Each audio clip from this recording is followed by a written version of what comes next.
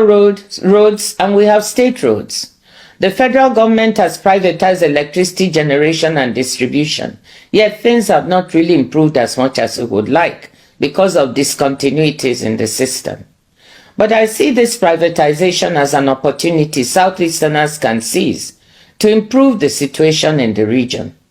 One of our foremost citizens, Professor Naji, has already shown what one man's ingenuity and drive can do. He may not have got it all right, but he has shown how we can try to solve some of our problems in the power sector. Now that the world is moving to renewables because of climate change, we also have the opportunity to move to off-grid solar solutions for our rural areas, while still looking to see how we use our gas for urban and industrial purposes. The Rockefeller Foundation in New York, together with some partners, is working on solar and battery storage solutions that can attack energy poverty in developing countries. They are looking at working in Nigeria. Can we attract them to the Southeast? Let me dwell on a few other opportunities we can seize to develop economic activity in the region. Our biggest resource in the Southeast is our human resources. Ndị Igbo dị entrepreneurial. Anyị ma alụ ọlụ. Anyị ma ịzụ afịa. Some of the biggest entrepreneurs and industrialists in Nigeria are Igbos. Many micro, medium, and small enterprises that thrive in Nigeria, West Africa, and elsewhere are run by Ndị Igbo. Have you ever been to the market in Niger, Burkina Faso, Cameroon? I have. And these places are full of enterprising Ndị Igbo. Then I ask myself, why is the Southeast looking so shabby? Why is our wealth and industry, apart from Aba and Nnewi, not so visible here in the region? How can we harness this entrepreneurship even better at home?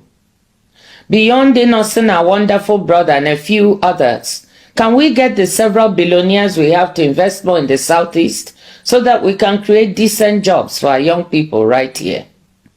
Can we get beyond our individual beautiful mansions in our villages to make our Ndị Igbo lovable and livable?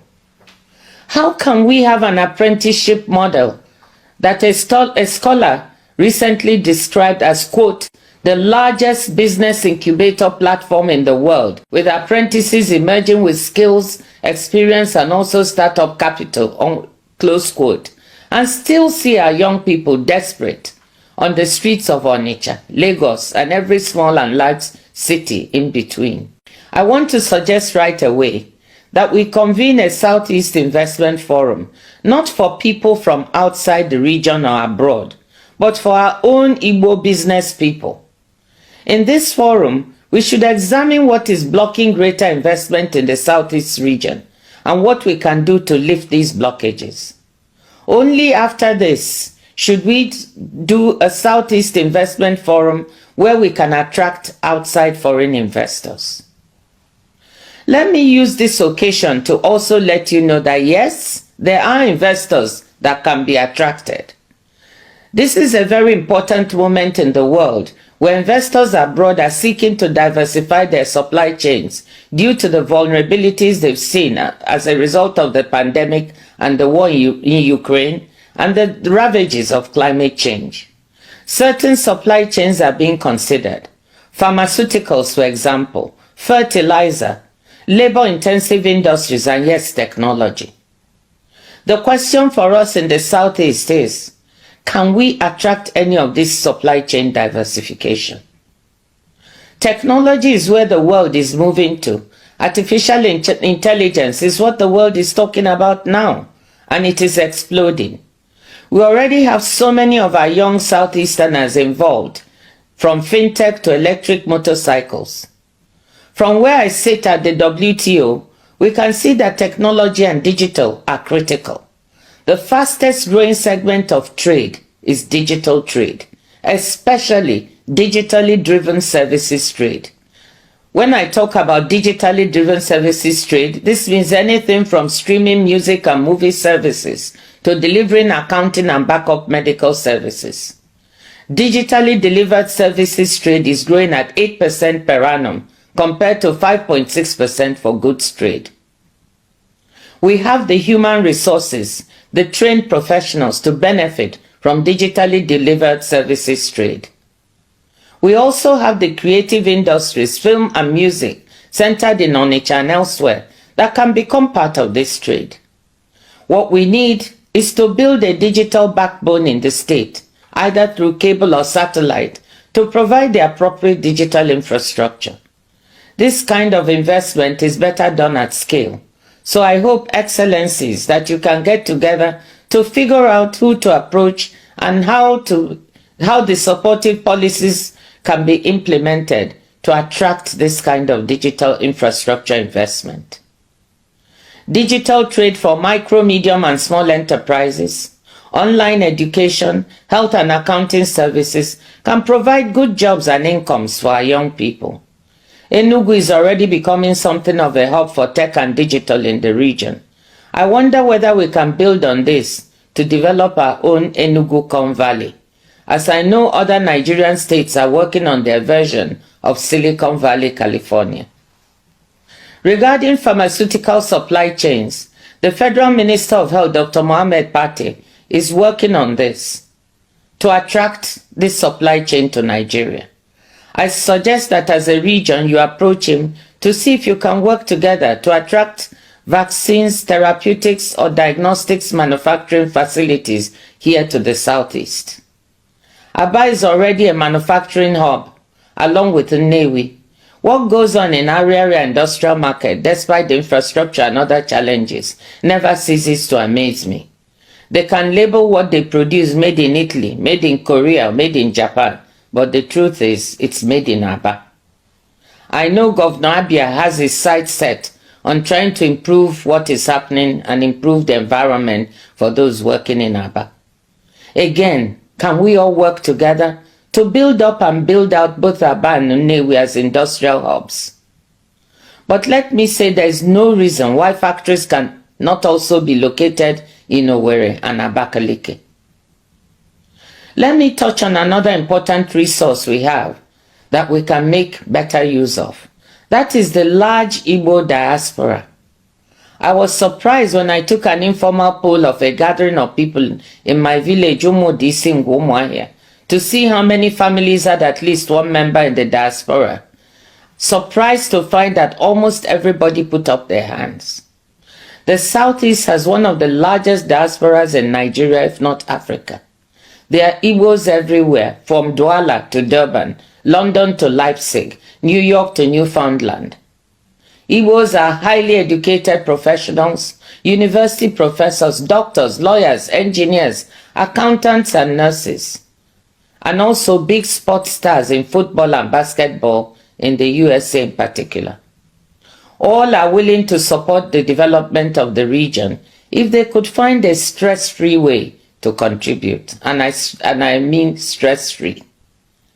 Drawing on these diaspora resources, there is no reason why the Southeast could not become a service hub for education or health in the country and the region. Let our professors help develop high-quality schools, and universities, building on education investments already happening in the region to attract people beyond the Southeast. And let our diaspora doctors build up specialist hospitals that can draw people from other parts of Nigeria, West and Central Africa and beyond. I happen to know that many of these diaspora doctors would like to help. My husband is one of them. It may sound far-fetched, but I'm convinced we can make the Southeast a services hub for education and health services. We can also draw on the diaspora for financing. I don't know how many of you recall that when I was finance minister, Nigeria floated a diaspora bond of $300 million, a first for the country. Drawing on the resources of our diaspora, though we also opened up the bond to other investors, we were able to attract hundreds of millions of dollars. Now, the World Bank has recorded almost $21 billion in remittance flows to Nigeria in 2022. About the largest remittance flows in Africa. A significant portion of this must come from Southeasterners abroad.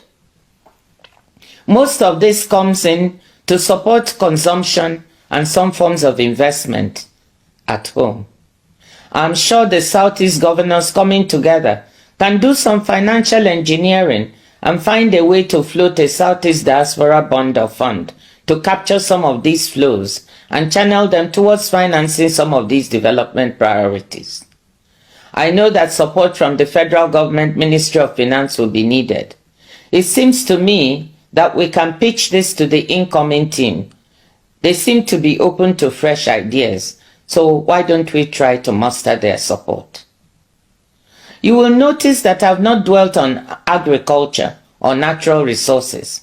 This is because that is where we always go first when we are talking about opportunities in the region, forgetting all the other possibilities that I've just spoken about. But I have not forgotten that we have big opportunities in agriculture, oil and gas, and some other minerals, some of which may now be in demand as the world seeks to decarbonize and get to net zero carbon emissions in 2050. But again, to fully make use of this, value-added investments in these areas will need hassle-free bureaucracy and appropriate investment environments. Before I conclude, let me say that many of these opportunities that I mentioned will not prove as attractive if the macroeconomic environment in the country is unstable. Low growth, high inflation, the depreciating naira, and exchange rate volatility make for daunting challenges. The federal government will have to get a handle on overall macroeconomic management for the country to attract both domestic and foreign investment and for the country to grow. They insist they are working on this, and I hope we can see stability soon. In the meantime, Southeast governors must work on the elements they can control, many of them listed above.